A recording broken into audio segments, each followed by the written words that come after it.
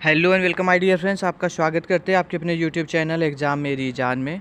दोस्तों, इस वीडियो में आप लोगों से बात करेंगे Uttar Pradesh state medical faculty के बारे में एप्लीकेशन फॉर्म 2023-24 के लिए। तो दोस्तों, इस बार क्या हुआ है, काफ़ी चेंजेस हुए हैं जिसको कि आपको पहले ही समझना होगा। फॉर्म अभी नहीं आया है, उसके लिए प्रॉस्पेक्टस रिलीज हो चुका है, लेकिन दोस्तों कुछ चीज़ें हैं जो आपको समझना ज़रूरी है, अदरवाइज होगा क्या, आप फॉर्म नहीं फिलअप कर पाएंगे। ठीक है, वीडियो स्टार्ट करूँ उसके पहले आप लोगों से छोटी सी रिक्वेस्ट है, चैनल पे नए हैं तो सब्सक्राइब कर लें। चलिए फ्रेंड्स, वीडियो को हम स्टार्ट कर लेते हैं। सबसे पहले तो आपका क्वेश्चन आ रहा होगा कि सर आखिर में चेंजेज क्या हुए हैं जो प्रीवियस ईयर में थे इस बार नहीं है। तो देखिए, इसमें 3-4 चीज़ें हुई है, वो मैं आपको बता देता हूँ। पहली चीज़ तो कोर्सेज, इसमें परिवर्तन देखने को मिला है आपका। फिर दूसरी चीज़ है एज क्राइटेरिया, एज से रिलेटेड कुछ इन्फॉर्मेशन इन्होंने अलग से मेंशन किया हुआ है। आपके डोमिसाइल सर्टिफिकेट से रिलेटेड आई है इन्फॉर्मेशन, कैसा होना चाहिए क्या कुछ, उसके बारे में डिस्कस करूँगा।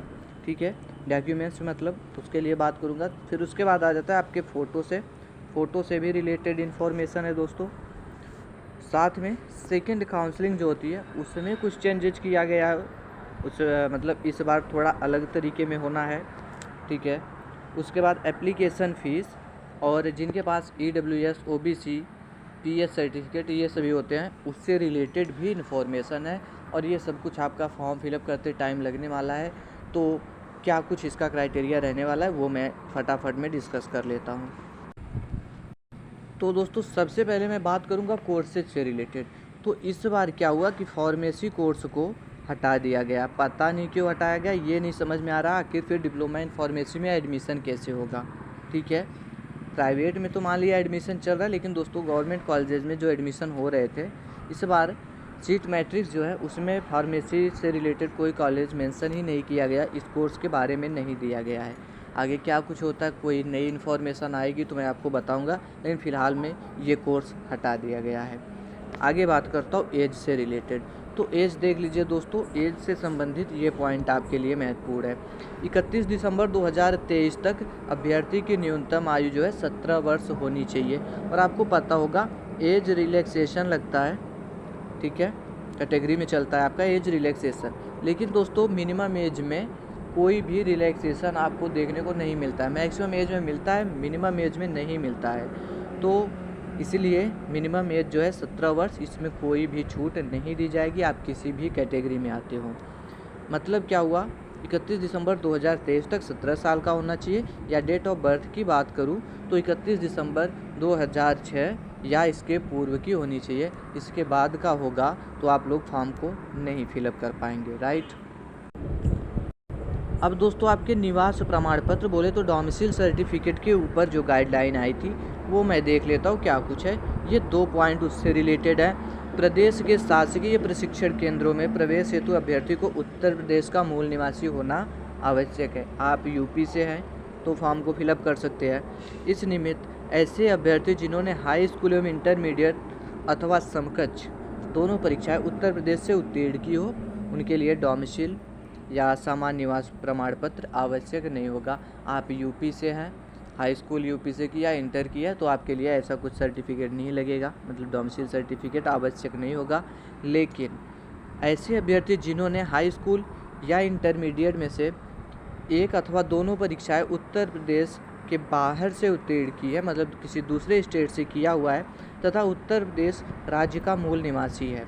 आप यूपी से हैं, या तो हाई स्कूल या तो दोनों, हाई स्कूल और इंटरमीडिएट किसी दूसरे स्टेट से आपने किया हुआ है, लेकिन आपके पास जो ऐसे अभ्यर्थी को डोमिसाइल सर्टिफिकेट, निवास प्रमाण पत्र प्रस्तुत करना होगा कि मतलब आप निवासी कहाँ के हैं। जैसे मान लिया आपने दिल्ली से कर लिया, हाई स्कूल किया, 10th कर लिया है दिल्ली से, 12th भी कर लिया दिल्ली से, आपको फॉर्म फिलअप करना है, तो ऐसे में आपका डोमिसाइल सर्टिफिकेट देखा जाएगा कि आप यूपी के हैं भी या नहीं है। अगर यूपी के होंगे तो फॉर्म फिलअप कर पाएंगे, नहीं होंगे तो फॉर्म फिलअप नहीं कर पाएंगे।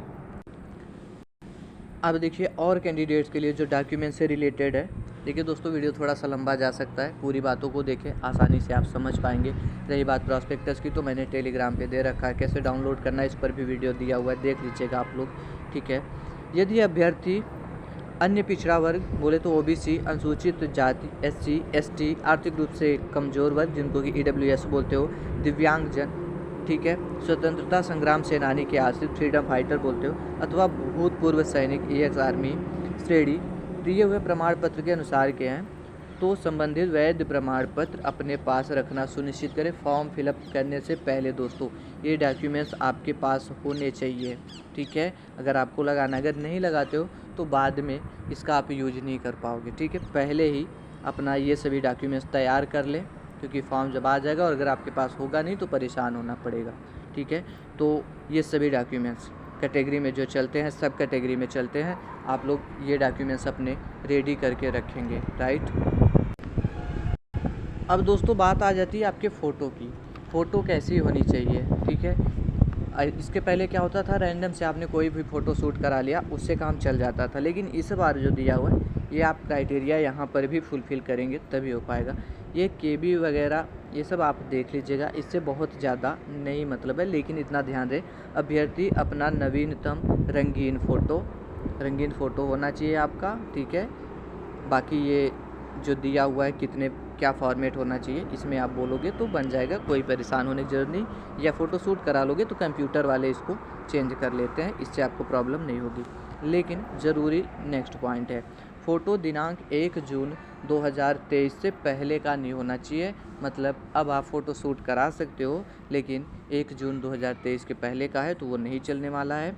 तथा फ़ोटो पर अभ्यर्थी का नेम एवं फ़ोटो दिनांक अंकित होना चाहिए। जैसे ये आपको बता रहे कैसे, मतलब एक स्लेट ले लोगे आप, अपना नाम लिख दोगे उस पर और जिस डेट में फ़ोटो शूट करा रहे हो वो डेट यहाँ पर मेंशन कर दोगे। या फिर ऐसा भी होता है कि आप कंप्यूटर वाले को बोल दोगे कि साइबर कैफ़े पे बोल दोगे मेरा नाम, जो भी आपका नाम हो और जिस डेट में फ़ोटो शूट हुई वो डेट मेंशन कर दे तो मेंशन हो जाता है, वो लिख देगा, ठीक है। लेकिन इन्होंने ये क्राइटेरिया दिया हुआ है तो बेहतर होगा आप इसी फॉर्मेट में फ़ोटो को शूट कराएं, राइट। अब दोस्तों आपका एक क्वेश्चन और था, ये एप्लीकेशन फॉर्म फ़ीस। तो देखिए इसमें भी चेंजेस देखने को मिले हैं। प्रीवियस ईयर ये फ़ीस 1000 रुपये थी, लेकिन इस बार क्या कर दिया गया है, 1500 रुपये फ़ीस को कर दिया गया एप्लीकेशन फॉर्म फ़ीस, राइट। अभी जब फॉर्म फिलअप होने स्टार्ट हो जाएंगे तो इस पर और भी गाइडलाइन आ जाएगी कि किस कैटेगरी के लिए कितना लगना है। लेकिन अभी में जो बताया गया वो 1500 रुपये बताया गया है। एक दोस्तों सेकंड काउंसलिंग से रिलेटेड भी बात आई थी। नहीं, पहले क्या होता था कि जैसे आपको फर्स्ट में सीट अलॉट हुई तो एडमिशन प्रोसीजर कंप्लीट करना होता था बाद में कोर्स को अपग्रेड करने के लिए। मान लिया आपके मन का कॉलेज नहीं मिला या मन के कोर्स आपको नहीं अलॉट हुआ तो आप सेकंड काउंसलिंग में पार्टिसिपेट कर सकते थे कोर्स को अपग्रेड करने के लिए। लेकिन उसके पहले आपको एडमिशन प्रोसीजर कंप्लीट करना होता था, अदरवाइज आप पार्टिसिपेट नहीं कर पाते थे सेकंड काउंसलिंग में। लेकिन इस बार जो गाइडलाइन दिया हुआ है उसमें बताया गया कि आप सेकंड में भी कर पाओगे, लेकिन सिक्योरिटी फ़ीस आपकी 5000 रुपये जो है वो जब्त हो जाएगी। आप फिर से 5000 सबमिट करोगे तभी जा कर के सेकेंड काउंसलिंग पार्टिसिपेट कर पाओगे। अगर पहले काउंसलिंग में डॉक्यूमेंट वेरिफिकेशन नहीं कराया तो, एडमिशन प्रोसीजर नहीं कंप्लीट किया है तो। अब एक और क्वेश्चन था, मतलब जो बताया गया है इसमें जो चेंजेज हुए हैं, जो एक्स सर्विस मैन है तो आप लोगों के डॉक्यूमेंट्स का कुछ इस तरीके का फॉर्मेट होगा, ठीक है। इस तरीके का फॉर्मेट होगा, इसको आप देख ले अच्छे से। ये पीडीएफ जो दिया गया है बिल्कुल आखिरी पेज पे दिया गया है, 26 नंबर पेज पर। ऐसे ही फॉर्मेट में आपका होना चाहिए, ठीक है, तभी आप इस डॉक्यूमेंट्स को अपलोड कर पाएंगे, अदरवाइज नहीं कर पाएंगे। बाकी दोस्तों ये दिया हुआ है जो रिजर्वेशन होता है कितने परसेंटेज किसके लिए, ये तो आपको पता ही होगा और यही है यूपी का, तो इसी के अकॉर्डिंग चलने वाला है। एक चीज़ और इम्पॉर्टेंट थी, मैं वो आपको बता देता हूँ। आर्थिक रूप से कमज़ोर वर्ग, ईडब्ल्यूएस एवं अन्य पिछड़ा वर्ग बोले तो ओबीसी श्रेणी हेतु दिनांक 1 अप्रैल 2023 के बाद का निर्गत प्रमाण पत्र ही मान्य होगा, ठीक है। इन्होंने ये डेडलाइन दी हुई है। अगर इसके पहले का आपका ईडब्ल्यूएस सर्टिफिकेट है या ओबीसी सर्टिफिकेट है तो आप उसको रिन्यूअल करा लीजिए, अदरवाइज फॉर्म फिलअप करने में प्रॉब्लम हो जाएगी। प्रॉब्लम क्या, मतलब बाद में आपका एडमिशन कैंसिल हो सकता है डॉक्यूमेंट वेरिफिकेशन के टाइम, तो आप इसको रिन्यूअल करा लीजिए। 1 अप्रैल 2023 के बाद का ही होना चाहिए, ठीक है, ऐसा इन्होंने बता रखा है। बाकी और किसी कैटेगरी के लिए नहीं दिया हुआ है, ठीक है। जो दिया था आपको बता दिया। ये दोस्तों ढेर सारी चीज़ें थी जो आपको एक वीडियो में ही नहीं बता सकते थे, जो मैंने मॉर्निंग में दिया हुआ। तो अच्छे से रिव्यू किया मैंने पूरा इस PDF का 26 पेजेज का, उसके बाद आपको बिल्कुल क्लियर बता रहा हूँ। रही बात दोस्तों फॉर्म कब तक आ जाएंगे, तो आते ही इन्फॉर्मेशन प्रोवाइड कर दूंगा, लेकिन फ़िलहाल में कोई कंफर्म डेट मैं दे पाऊँ ऐसा पॉसिबल नहीं है, ठीक है। और इसका रीज़न मैं मॉर्निंग में भी आपको बता चुका हूँ। मैंने अपने तरीके से आपके डाउट्स को क्लियर करने की कोशिश की, लेकिन इसके बावजूद भी आपका कोई क्वेश्चन हो तो कमेंट बॉक्स में कमेंट करें, रिप्लाई आपको मिल जाएगा। टेलीग्राम ज़रूर से ज्वाइन कर ले दोस्तों, क्योंकि इन्फॉर्मेशन सबसे पहले उधर पे ही प्रोवाइड होती है। Okay friends, thanks for watching this video.